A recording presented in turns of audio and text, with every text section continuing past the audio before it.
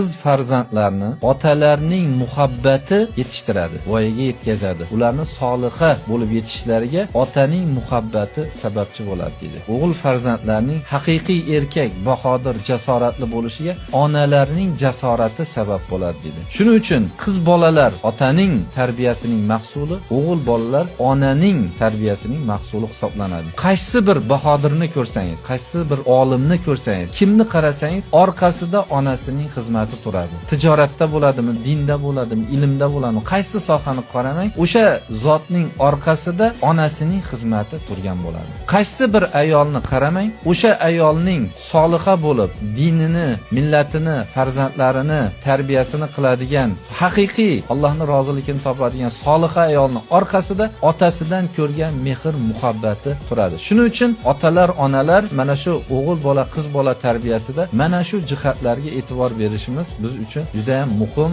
kerakli nuqtalardan hisoblanadi.